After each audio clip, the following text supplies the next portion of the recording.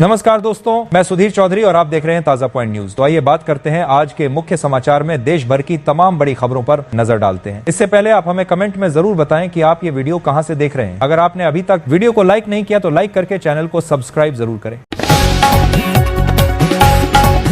सोने चांदी के दाम में मंगलवार 30 सितंबर को अपने नए ऑल टाइम हाई पर पहुंच गए हैं। India Boolean and jewellers association के अनुसार 10 ग्राम 24 कैरेट सोना 1449 रुपए बढ़कर 1,16,903 रुपए पर पहुंच गया है। इससे पहले ये 1,15,454 रुपए पर था। वहीं चांदी भी 673 रुपए बढ़कर 1,45,060 रुपए प्रति किलोग्राम पर पहुंच गई। इससे पहले ये 1,44,387 रुपए पर थी।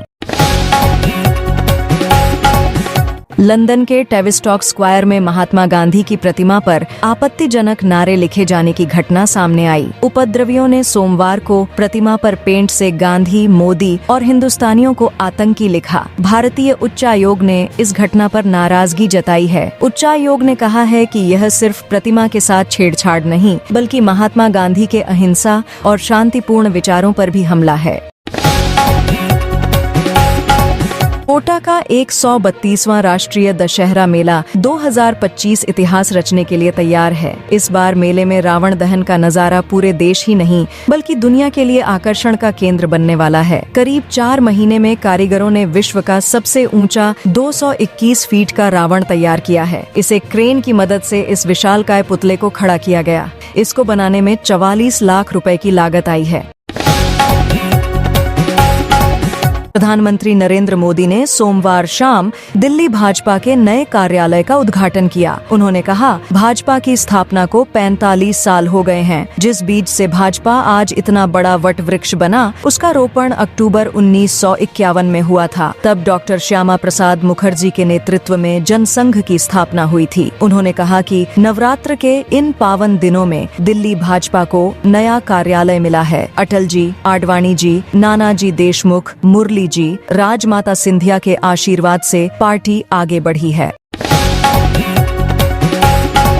इजरायली प्रधानमंत्री बेंजामिन नेतन्याहू गाजा में सीज फायर पर सहमत हो गए हैं। नेतन्याहू ने सोमवार 29 सितंबर की रात अमेरिकी राष्ट्रपति डोनाल्ड ट्रंप से वॉशिंगटन डीसी में मुलाकात की। इसके बाद दोनों नेताओं ने प्रेस कॉन्फ्रेंस कर इसकी जानकारी दी। ट्रंप ने सीज फायर के लिए 20 पॉइंट का एक प्लान तैयार किया है। ट्रंप ने कहा कि अगर हमास इस प्लान को नहीं मानता तो इजराइल के पास उसे खत्म करने का पूरा अधिकार है और अमेरिका इसमें साथ देगा।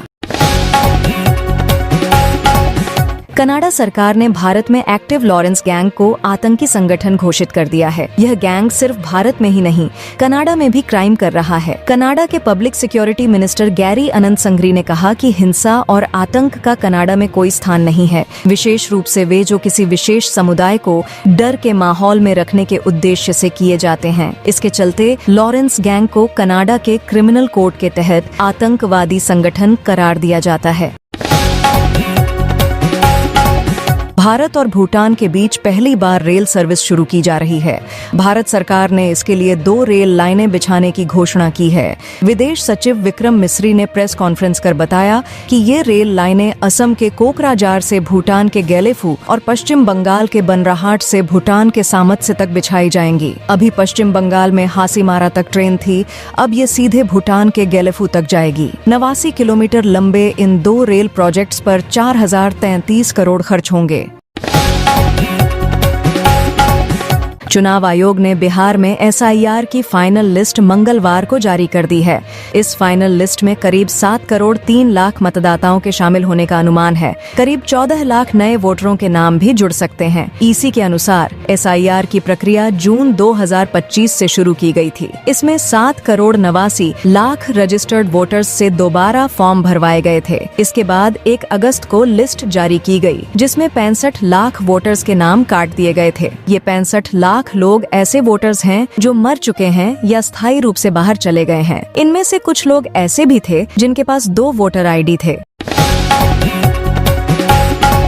कांग्रेस के वरिष्ठ नेता और पूर्व केंद्रीय गृह मंत्री पी चिदम्बरम ने खुलासा किया है कि तत्कालीन यूपीए सरकार ने 2008 के मुंबई आतंकी हमलों के बाद भारी अंतर्राष्ट्रीय दबाव और विदेश मंत्रालय के रुख की वजह से पाकिस्तान पर जवाबी कार्रवाई न करने का फैसला किया था। कांग्रेस के वरिष्ठ नेता ने स्वीकार किया कि मेरे मन में बदला लेने का विचार आया था, लेकिन सरकार ने सैन्य कार्रवाई न करने का फैसला किया।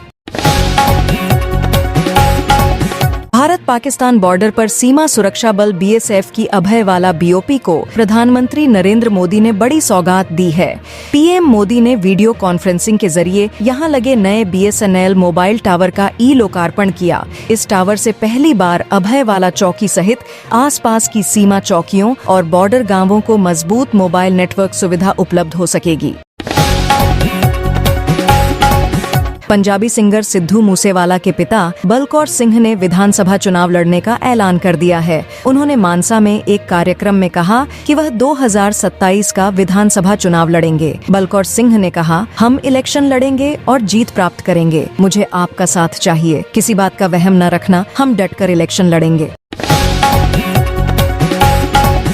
इजरायली प्रधानमंत्री नेतन्याहू ने दोहा हमले के लिए कतर से माफी मांगी है। उन्होंने सोमवार को कतर के प्रधानमंत्री शेख मोहम्मद बिन अब्दुल रहमान अल थानी को फोन किया। रॉयटर्स ने सूत्रों के हवाले से यह दावा किया है। रिपोर्ट के मुताबिक नेतन्याहू ने अमेरिकी राष्ट्रपति ट्रंप के कहने पर व्हाइट हाउस से अल थानी को फोन किया। इजरायली पीएम ट्रंप से मिलने अमेरिका पहुंचे हैं। यह इस साल उनकी चौथी अमेरिका यात्रा है।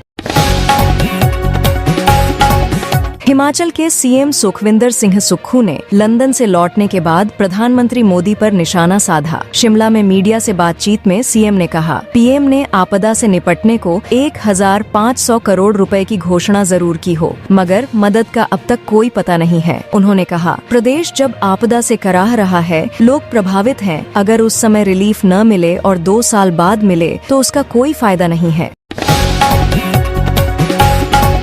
पाकिस्तान के क्वेटा शहर में मंगलवार को फ्रंटियर कांस्टेबुलरी मुख्यालय के पास एक भीड़-भाड़ वाली सड़क पर बड़ा धमाका हुआ है। धमाके में 10 लोगों की मौत हो गई और 32 लोग घायल हो गए। क्वेटा के एसएसपी मोहम्मद बलोच के मुताबिक विस्फोटक से भरी गाड़ी मॉडल टाउन से हाली रोड की ओर मुड़ रही थी, तभी धमाका हुआ। पाकिस्तानी राष्ट्रपति आसिफ अली जरदारी ने कहा है कि इसके पीछे तहरीक-ए-तालिबान पाकिस्तान के आतंकियों का हाथ है।